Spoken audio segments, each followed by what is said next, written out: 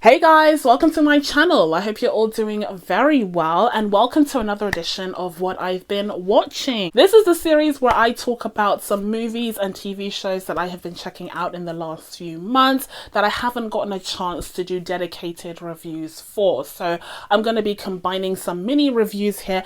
Emphasis on mini. Emphasis on mini, okay, because we tried to do this the first time around with Atlanta season 4 and it ended up being a whole review in and of itself. So you can check that out on my channel if I've posted it already, but we're really going to emphasize the necessity for brevity in this video. And before we dive into all of that good stuff, as per usual, if you haven't already, please be sure to subscribe to my channel and make sure you turn on your notifications so that you can be told when I upload next. So now without further ado, let's get into volume 7, 6, I think, I can't even remember, of what I've been watching. And the first show that we have on the roster is season 5 of The Handmaid's Tale. I actually did a review for season 4 of The Handmaid's Tale once upon a time, like, in a land far, far away. But I will say, when it comes to my thoughts on season 5, all of the issues that I remember having with season 4 have kind of just been amplified for me. I feel like the series may have outstayed its welcome. I know. I know, like, this was one of my favorite shows ever for the longest time, especially for the first 3 seasons, I would say. Listen, no one can argue that The Handmaid's Tale is not top-notch storytelling and top-notch television. Truly, every single episode is like a masterclass in filmmaking. But unfortunately, now that we are, 5 seasons deep, I think the cracks that were starting to emerge in previous seasons of the show are really starting to affect the foundation. If we continue on with this building analogy, the foundation that was set up, so well in seasons 1 and 2, leading to season 5 feeling like it's on rocky ground. And we've closed the analogy. So the first half of the season takes place shortly after Fred Waterford's death, which was like, mwah. That was the best thing ever, truly ever. It was an incredible way to end off season 4, and we see June actually driving back home and she's still got blood on her hands. Like, sis hasn't washed her hands, sis hasn't tried to get rid of any of the evidence, okay, of her crimes, and she's kind of reveling in this moment. She doesn't feel guilty, she doesn't feel upset, she feels like this was what he deserved, and he absolutely did.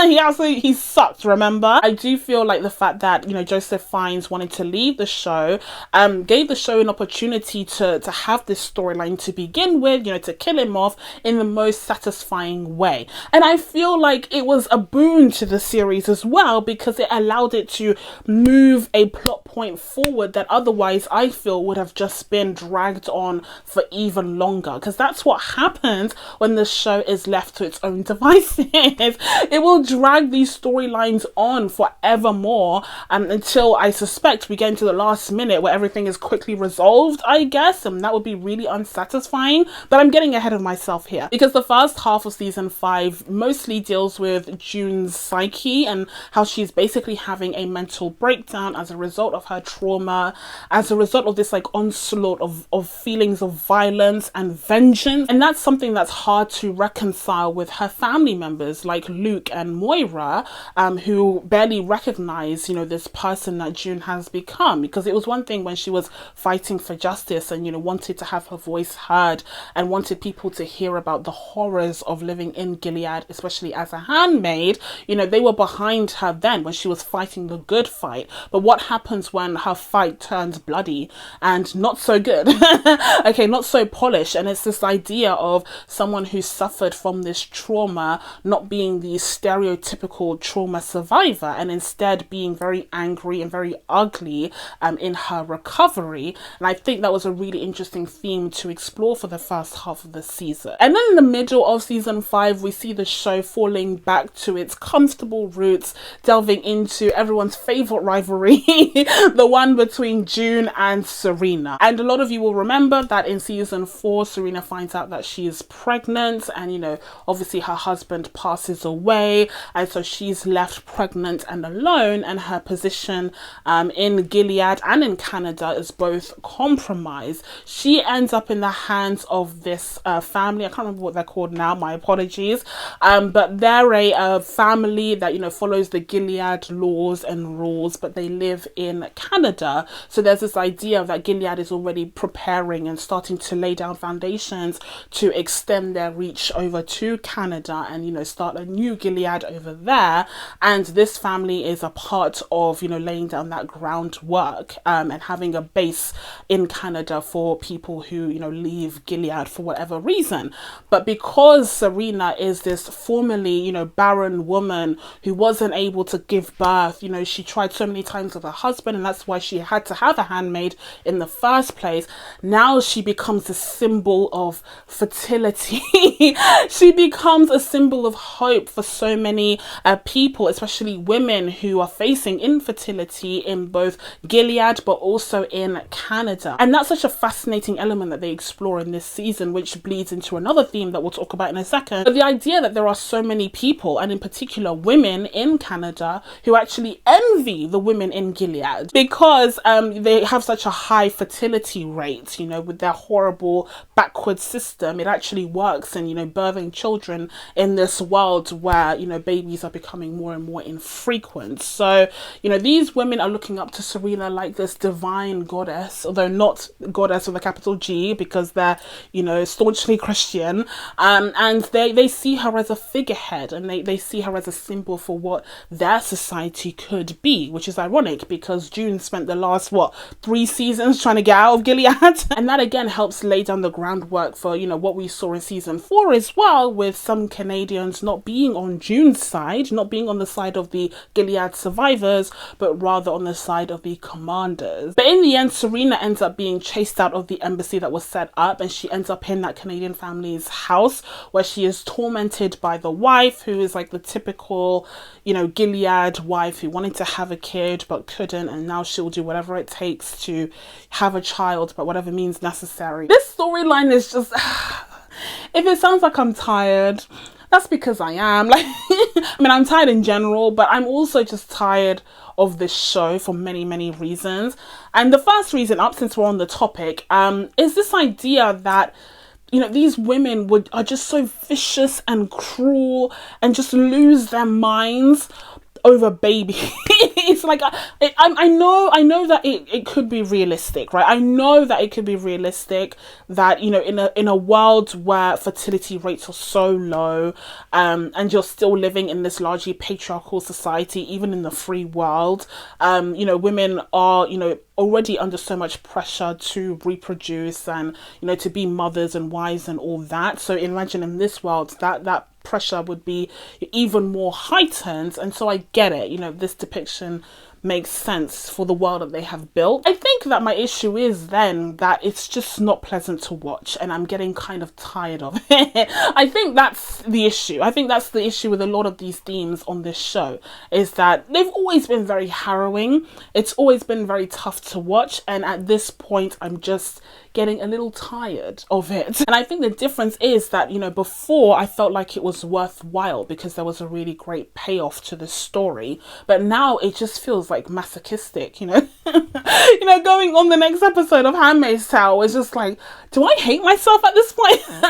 Why am I doing this? Especially when the payoff is just not there yet. But going back to June and Serena's rivalry, we of course get some incredible moments with them, particularly the episode where Serena manages to escape the house and she ends up stumbling across June.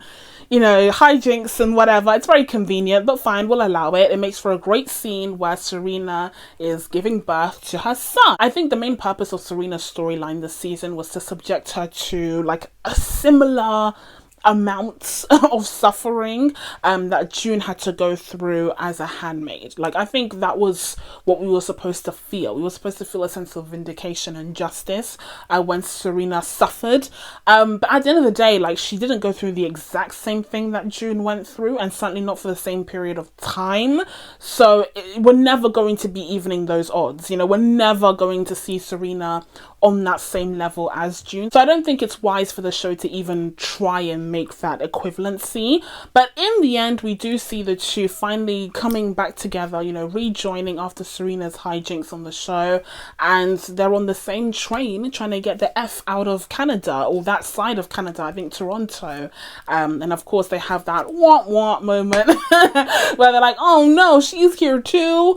And again, like, very convenient, but at the same time, let's see what happens in season 6. Let's see how this all comes to a close in the final season, at least as it stands now, of the show. And speaking of the train heading off to, I don't know, Saskatchewan or something, another big theme that we saw in season 5 was the build-up of, you know, anti-refugee sentiment. Now, this couldn't be more relevant, okay? It couldn't be more ripped out of the front pages of the news, especially here in the UK and in Europe. So I think on that front, the show is very clever in having that commentary, although that's always a very prevalent issue that a lot of countries face. I think the show did a great job of slowly building up the pressure of anti-refugee sentiment in Canada. The fact that we got glimpses of pro-Gilead sentiments, you know, kind of building up in this fringe group in season 4 that was supporting the Waterfords,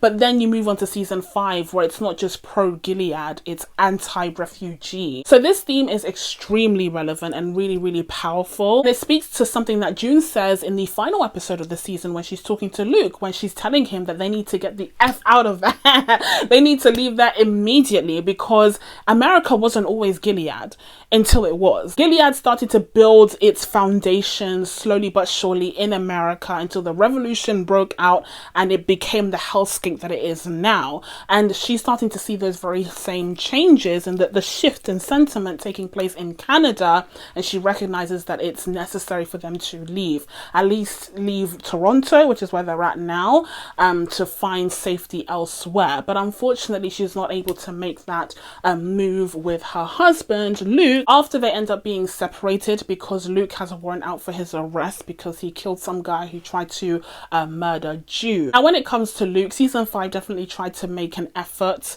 in his storyline by giving him a storyline. Like they definitely remembered that he was a character, which was nice of them. So they gave him something to do that was cute. But for me, the bigger victory was them finally remembering that Nick is a character. Finally remembering that Nick is a character. Well done, The Handmaid's Tale. Finally, it took you a while, but you finally did something with the character of Nick. It wasn't a lot. Truly, it wasn't a lot, but, you know, I'll take what I'm given at this point. I'm parched, okay? I haven't been given any Nick content in a while, so I'll take what I'm given, I guess. But I think Nick is, like, one of the most wasted characters in The Handmaid's Tale. I was talking just now about, you know, Atlanta and how Darius was really just wasted on that show. And I think Nick is the Darius of The Handmaid's Tale, where, like, he had such potential. Like, you could have delved into this character in so many different ways, really explored his come up from being an eye to being a commander. But no, instead they just fast forward through all of that and they, you know, center the whole story around June, which is always a critique that I've had of the show.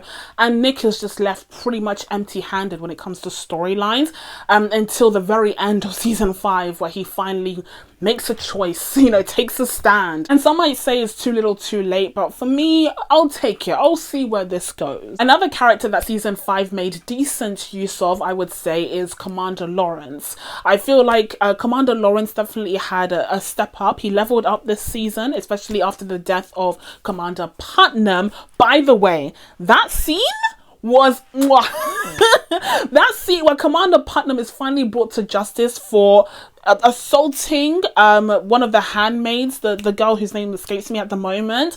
I thought that was just absolutely superb. I think I rewound it several times. I replayed that scene several times Just watching him be shot in the head was so satisfying to me. I want that to happen to all of them. But after that iconic moment, we see Commander Lawrence rise up in the ranks, and he is in charge of the New Bethlehem project, which is supposed to be this middle ground between Gilead and the freedom of Canada. It's supposed to attract any refugees who escape to Canada to come back to Gilead under these like new circumstances in this new environment that's supposed to be more tolerant.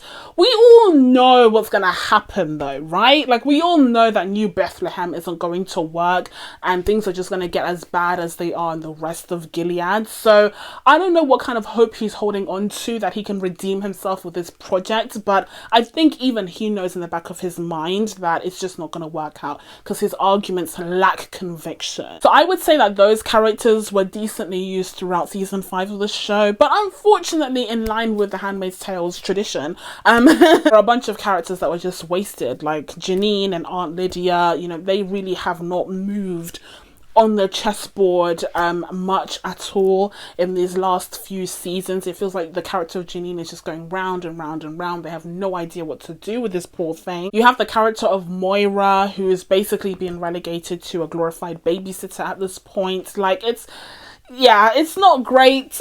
And again, it stems from the show's decision to focus the majority of this story on June and her character journey and her experiences in Gilead. And I think that's a shame considering how incredible the world building was for this show, especially in the first few seasons, where we could have delved into a bunch of different characters from all different backgrounds, mind you, and seen how the world of Gilead affects them and taking a look at these horrible circumstances and this dystopian reality through their eyes instead. But as I said before, unfortunately at this point it does feel like The Handmaid's Tale has outstayed its welcome. It just doesn't feel as fresh and new. It doesn't feel like it's a part of this new era of television anymore. It feels like it was part of the old era where they were really, starting up with prestige television on streaming. So now I'm just at the point where I'm waiting for the show to end, and I want to see how it ends and hope that all of the characters have a satisfying conclusion to their complex and very drawn out storylines.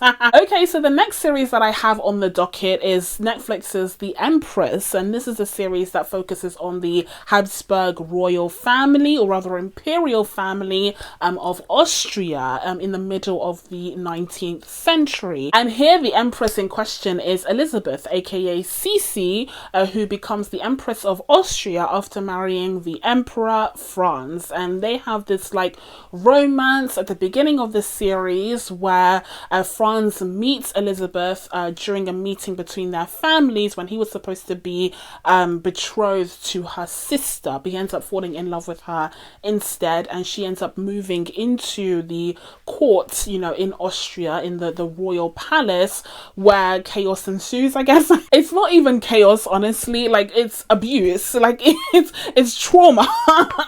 Okay, it's struggle. I mean, she is met with a court that is so staunchly against her. In particular, you have Princess Sophie, who is France's mother, who she had a very particular vision of what, the Empress should be, who she should be, how she should act, and Sisi, or Elizabeth, is refusing to fit into that very small box that Sophie has constructed for her. And so the, Queen Mother, or the Empress Mother, what do they call her? What's her title on the show? I can't remember. But she is extremely strict, and she is adamant about getting Elizabeth to fall in line, follow the rules of the aristocracy and royalty, and be the shining example of womanhood within the imperial family. All of this, of course, is coloured by the fact that she envies Elizabeth, and she envies the fact that she is the future of the imperial family, whereas Sophie herself represents its past. And the reason why I mention this dynamic, first of all, before I even delve into the romance between Elizabeth and Franz, is because the rivalry and the animosity that exists between Sophie and Elizabeth, to me, is the best part of this show. Like, to me, I think the actress who portrayed Queen Sophie was a boss. She was just truly the highlight of the whole show for me, because that amount of evil is incomparable. Like, this woman sucked. She was literally the worst. So listen, I tip my hat off to her. She gave an incredible performance. I put her name down here on the screen. And this is also the point where I should mention that this is a German language show. So this follows suit in Netflix's conquest of the world of global entertainment, where they've, really created or curated a great collection of foreign language films and TV shows for the whole world to enjoy. And this is coming right off of the back of shows like Lupin or Dark, which is actually another German series, or Young Royals, which is coming out of Sweden.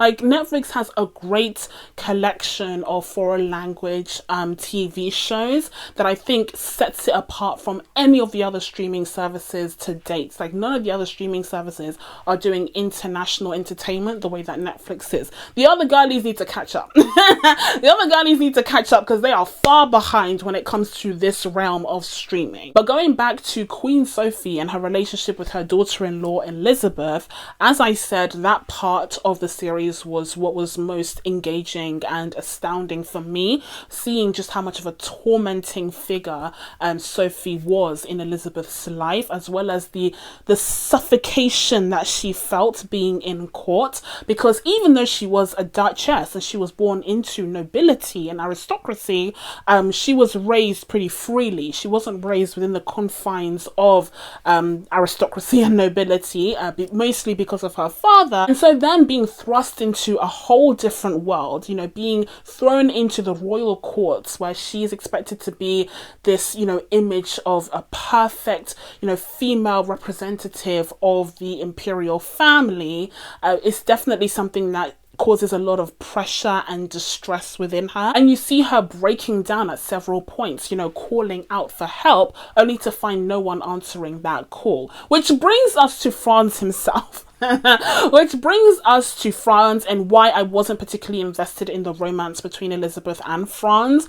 I just found it so frustrating that this guy did not have a time of day for his wife. Like, I don't care if this is accurate or whatever, but I just found it so difficult to invest in Elizabeth and Franz's romance, their relationship, especially after they get married, because he just seemed so uncommitted and he just seems so distant from her. To me, having this series be set up as this, period drama romance is actually selling it short, because what really stands out to me is the political drama aspects, exploring the Austrian Empire and the Habsburg family during this time where they're arguably at the peak of their powers. That's far more compelling than trying to convince me that Elizabeth and Franz's marriage is a love story for all the ages, because guess what? I don't believe you.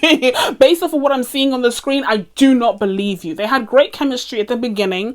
It was cute, but there was no slow burn. They get married very quickly and then their relationship pretty much breaks down, immediately afterwards. They have moments where they reconcile and break up again, but overall the problem is that Elizabeth is on her own and she can't trust anyone in court, and she's seen as an outsider, and the pressure of being a woman in court, being expected to have children, in court, all of that is compounding into a very unpleasant experience for her. And where is Franz in all of this?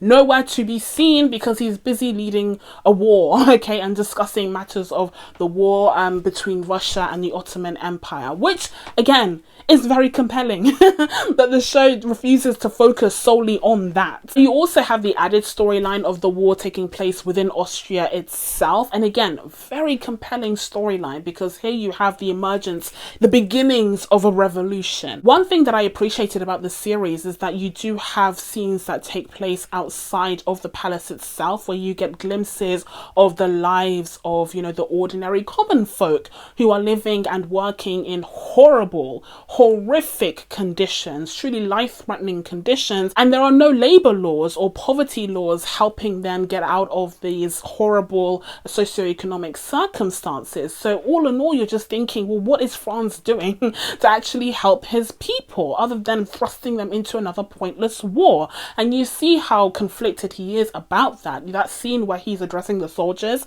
is actually really heartbreaking, you know, when he's telling them, you're not fighting for me, you're fighting for Austria, you're fighting for yourselves. That was really touching. But the question is, how did it get so bad where people are starving on the streets and actually marching up to the palace itself, demanding for their king to actually provide for them as he is sworn to do? So yeah, all in all, whilst I very much appreciated the exploration of life in court, especially from the perspective of, you know, a female member of court, an empress who is expected to push out a ton of mini emperors, push out a ton of heirs to France's throne. I appreciated that element of the story a lot. And as I said, I love the dynamic between Elizabeth and Sophie. I think those two, it was hostile, okay? All of this combined makes for a very compelling period political drama, but I would not say that the romance angle was the most compelling part of that.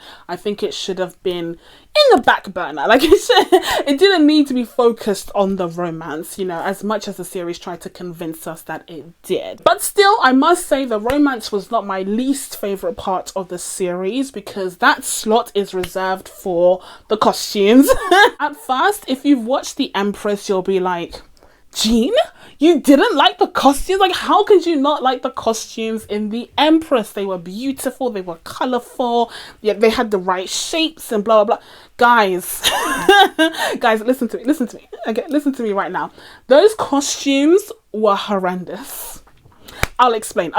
First of all, I've been waiting to talk about this, okay? First of all, I have watched enough videos from the fashion girlies here on YouTube, okay? The fashion historians, to know that women back in the days wearing corsets or stays would not have worn them without undergarments. Guys, it drove me crazy. Look, I am not a YouTube fashion girly myself, but I watch a lot of them, okay? I watch enough of them to know that a lot of what we saw here on this show was problematic. It was an issue, okay? First of all, we got the obligatory tight lacing scene, okay? You know, the scenes where the women are forced into these corsets and like tight laced in there. Now, here's the thing. Usually when we get scenes like that, they're awful. They're historically inaccurate, and they're just a part of the general propaganda against corsets. Although I don't think corsets would have been that comfortable, because a lot of these fashion historians go the other way a bit too far. But anyways, in this case, however, I'm not going to deduct marks for the tight lacing scene because it is historically accurate. Elizabeth did in fact really like to snatch that waist to the point of unhealthiness, and in fact she was known to have an eating disorder. So she was obsessed with her weight, and she was very, very underweight even for the women of the time. And so yeah, she really was obsessed with looking super, super thin, especially at the waist area. So the tight lacing scene is actually relevant. Now the problem is that in that scene she's seen as being, you know, very against it. Like, she doesn't want the corset to go that tight on her when she first enters court, and she can't breathe and everything. So actually, instead of making a point to be historically accurate and showing the character actually enjoy this aesthetic and be willing to suffer through that pain in order to sustain that aesthetic, instead they tried to make her into every other modern feminist character who can't breathe in her tight corset. So the part where Elizabeth is being forced into her corset is historically accurate, but the part where she doesn't like it and doesn't want it to be done to her is historically inaccurate. But this time around, I'm not going to deduct any marks for the corset tight lacing sequence. Like, we'll move along from that, right? But there are still a lot of issues with these costumes. There are a lot of issues with the undergarments. Oftentimes they're nowhere to be found, nowhere to be seen. Like, the women are not wearing any undergarments. In fact, there's a scene where Elizabeth is like running up the stairs for whatever reason, I can't remember, and you can see through the like crisscrossing of the tied up corset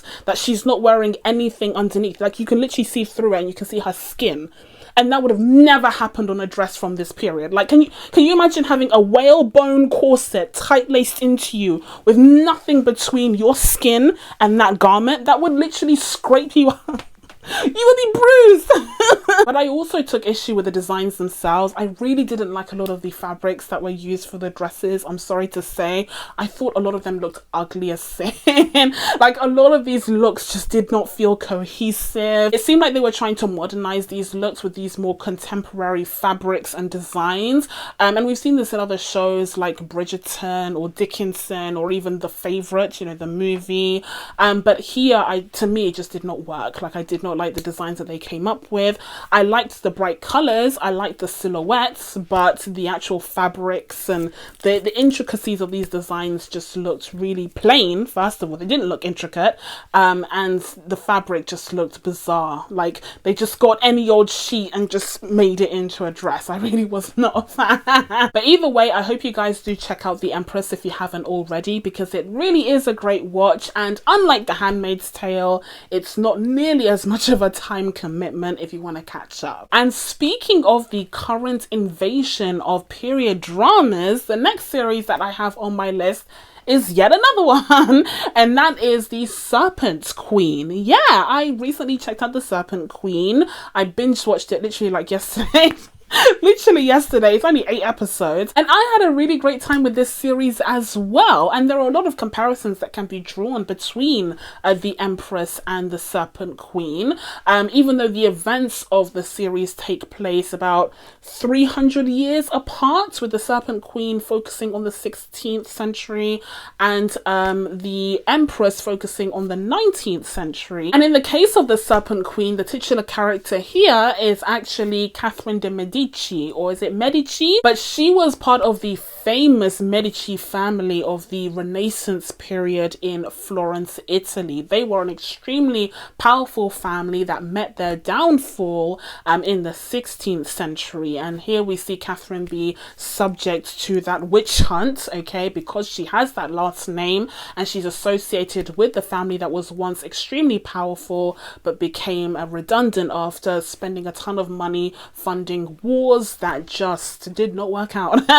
Okay, it really didn't work out for them. But Catherine is a survivor, okay, and not only does she survive, but she manages to rise up the ranks, becoming the most powerful person in France when she becomes the Queen Regent to her son, young King Charles, I think Charles the Ninth or something, after both her husband and her son die. Just to continue the comparisons between the Empress and the Serpent Queen, the Serpent Queen definitely has a different tone. It's more comedic, it has that dark comedy, satirical tone, and it has that layer of irreverence to it. It's very reminiscent of The Great and The Favourite, some of my favourite recent period drama / comedies, and I think the Serpent Queen follows along this path nicely. Like, it's a really perfect fit for this new subgenre that we've seen emerge in the last few years. And I think introducing the world, or reintroducing the world to Catherine de Medici in this manner was just the perfect way to do so, because this is a character who I guess has been vilified through history. I didn't know about any of this, but I haven't really learned much about French history during my school education here in the UK.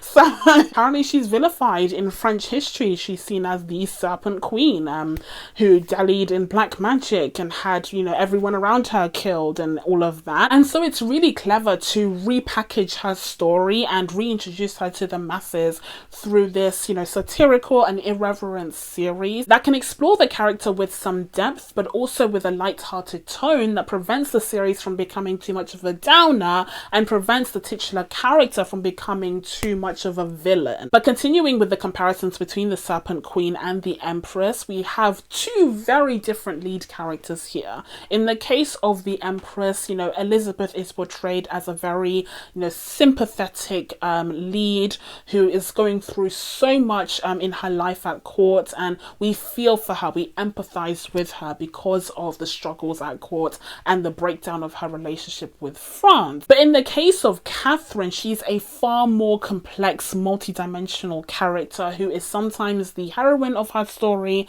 and sometimes even the villain, particularly when the narrator of the story changes, you know, near the end of the series, where you have Mary, you know, Queen Mary, telling her side of the story story and recounting the events from her perspective, seeing Catherine as the villain, you know, as the Serpent Queen. And when it comes to the performances in this series, I think everyone does an exceptional job on the Serpent Queen, particularly Samantha Morton, who portrays a grown-up Catherine. She is just like the perfect actress to portray this character, because there are times where she is just so sympathetic, and then there are times where you just like hate her, you despise her, you question why she's making these horrific decisions. I think Samantha Morton sold this character every single second that she was on screen. Like, she was just electrifying.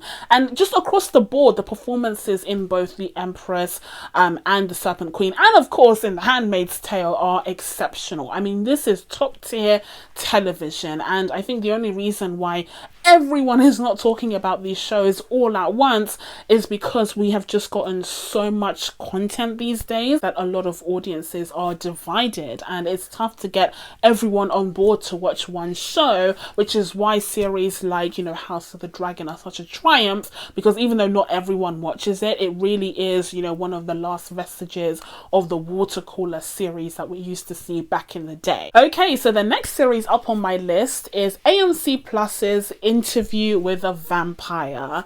Now, this is a TV show adaptation of Anne Rice's book, and it's the second adaptation that we've gotten, the first of course being the film from the 1990s, which I actually watched earlier this year in preparation for a video that didn't end up happening, but that film is very much fresh on my mind as a result. And so when I saw that they were making a TV show, I was curious. I was curious because I feel like there are elements of that film that were kind of not even hinted at but made really obvious and I felt like, you know, this modern adaptation of this story would perhaps delve into those elements even further, and boy was I right. But you also had the addition of different storylines and different elements of this story that were added to this adaptation to make it new and fresh, and overall I feel like it was a really great adaptation of the story. Bear in mind though, I've never read the books, I've only ever seen the film,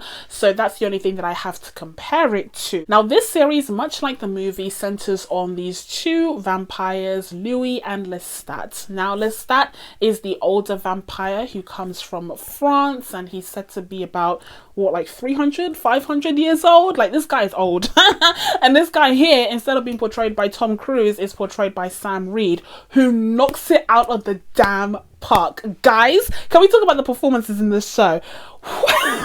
These two Academy Award winning no, but truly the performances on this show are incredible, like truly amazing. Don't mind me being delirious because it's like 2 a.m, but the series had some really great performances, and I loved Sam Reed's portrayal of Lestat. So yeah, Lestat is the older vampire. He knows all about vampirism, and he's teaching Louis along the way after he of course turns him, and we see this like whirlwind romance that takes place, you know, in New Orleans in the turn of the 20th century or the end of the 19th century. But I think because of the change that they made to Louis, which we'll talk about in a second, I think that era was perfect to explore those themes surrounding the character in light of how he's depicted here. But when it comes to the whirlwind romance between Lestat and Louis, that's the element that was kind of missing from the film from the 1990s, right? Now, I actually think they did a great job developing the relationship between Louis and Lestat.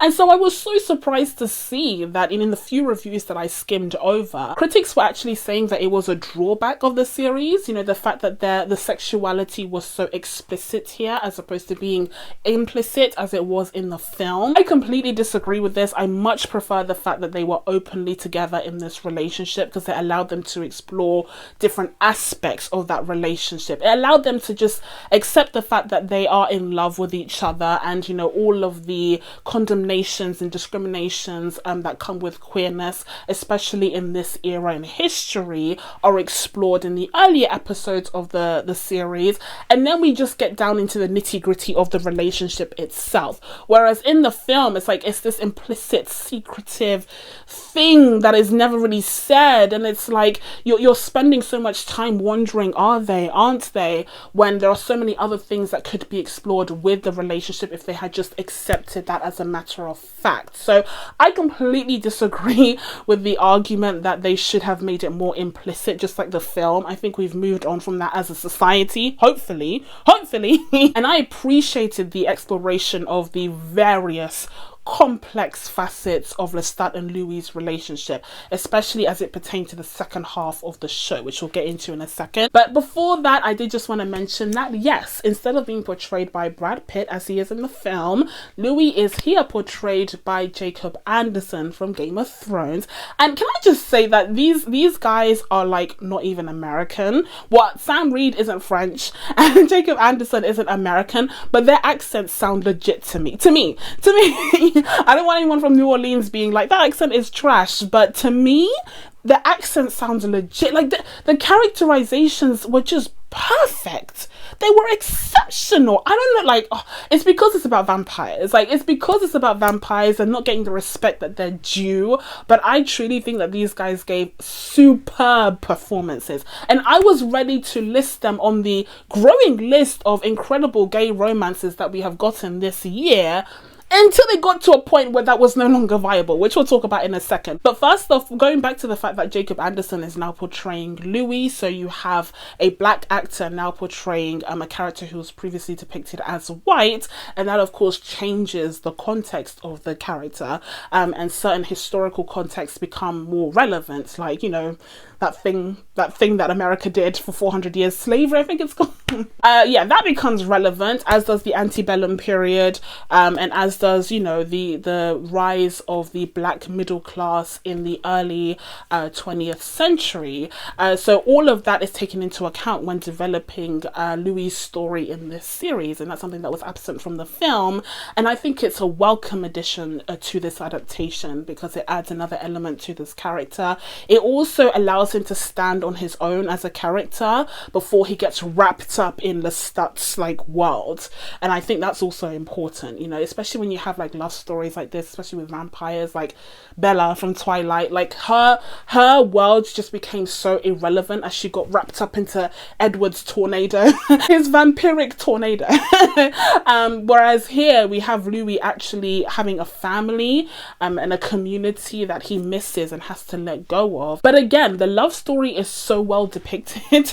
Okay, and the chemistry between these two leads are just so out of this world that you believe that Louis would give it all up for Lestat. Like, you believe that they would just become obsessed with each other, and it would grow into this extremely toxic relationship, which they are, you know, stuck in now forever. The build up for this relationship and for this premise is exceptionally executed. I would say where the series falters is with the payoff, and especially with the final episode, wrapping up this storyline and trying to perhaps hint towards any possible future seasons. I think that's where they kind of fumbled the bag a little bit. But before we get into that, I did just want to quickly touch on the toxicity of the relationship between Lestat and Louis. That's what prevented them from being on my ranking. Okay, that's what prevented them from being on my ranking of best relationships of, you know, 2022, because these guys are just, they're not meant for each other. You know, it's not all, you know, roses and daisies and all of that. There is this unmistakable, you know, element of abuse that all leads up to this episode where Lestat and Louis get into this horrific altercation, this horrific domestic violence incident that leaves Louis broken. And this is after he's become a vampire, so the damage that Lestat inflicts on him just has to be next level to get him, you know, to that state. And it is next level because Lestat is able to fly, something that he didn't reveal to his partner, his eternal life partner. He's able to fly, and he literally drops him from the sky, from the literal sky, and Louis is just crushed, every single bone in his body broken. He is forced to just wait it out, to wait for his body to heal, and in the meantime he is in agonizing pain. And this is of course all because of, you know, their disagreements surrounding Claudia, which we'll talk about in a second. But having this depiction of domestic abuse through the lens of a story that centers on two vampires, two super strong, super volatile vampires, I think was just really, it was a striking moment in the show. It left me quite quite gobsmacked, honestly. And I think that's an element of the series that has been missing from a lot of the reviews that I have been skim reading. I didn't read these reviews in a lot of depth because I didn't want them to influence what I thought of the show. But from my understanding, a lot of these reviewers got like the first 3 episodes of the show and they decided to base their conclusions of the show overall on those 3 episodes. But I think if you haven't reached that episode where you have that domestic abuse incident, you haven't really delved into the complexity and emotional depth surrounding Lestat and Louis's relationship in this adaptation. I don't think that the first 3 episodes do the complexity of that relationship justice, because they do a great job of setting up the relationship and the sexuality, sensuality, the honeymoon phase, if you will. But when you get to that point, it's a completely different show. It's a show about abuse. It's a show about trauma. It's a show about a man, in this case Louis, who is just wholly dependent on this other man, Lestat, who is older than him. So he serves as like a father figure to Louis. He serves as a, you know, husband to Louis, his maker, his everything, his brother, his lover, like every single thing. And that's reflected in the fact that they all give each other these different titles, you know, uncle, cousin, sister, brother, because their relationship is so ill-defined and because of the murky waters that they're treaded in from just being together. And I do think a part of that is reflected in the fact that they are a gay couple existing in this era. But of course, the vampiric element in all of this plays more of a role in that. And of course, it doesn't, you know, excuse the violence and outrage that Lestat shows towards Louis. That's definitely something that is, you know, singular in this character and not supposed to be a reflection on all gay relationships or anything, even of that time. But I just think that that part of the relationship that is explored in the latter half of the season is just really complex and just really great character work. Now, much like the film, we do see Louis adopting this young girl called Claudia, and he gets Lestat to turn her into a vampire as well. And for a moment there, they have this really nice, happy family dynamic with the 3 of them, with Lestat and Louis basically being the parents to Claudia. I was really rooting for them at that point. Like, I really wanted them to succeed as this somewhat dysfunctional family. There were problems there. There were always cracks, you know, shown throughout the episode that explored them in that dynamic. But I was just rooting for them so much. I just wanted them to work out as this trio.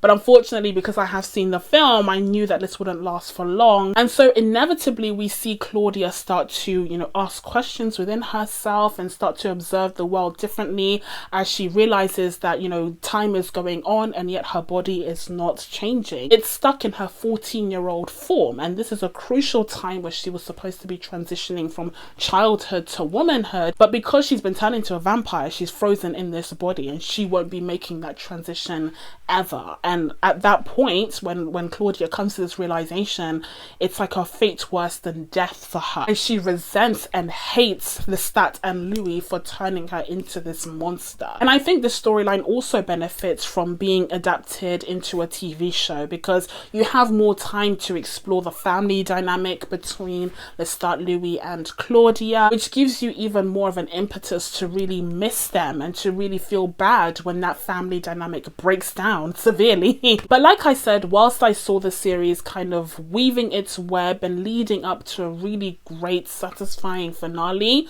unfortunately it did not meet my expectations. I do think it fell kind of short of having that great, impactful finale that it could have had. And I think it's down to the show's visible struggle in trying to wrap up the storylines for season 1 whilst also getting us excited for a potential second season. But still, this was an excellent series, and I really do hope that we get a second season, because I do not think that we are done with these 2 at all. But that's it from me. Now that I told you guys what I've been watching, it's time for you guys to let me know what your thoughts are on these series, or what you guys have been checking out down in the comments below. Please be sure to subscribe to catch you videos coming up. Thank you guys so much for watching. I really appreciate it, and I will see you in the next one. Bye.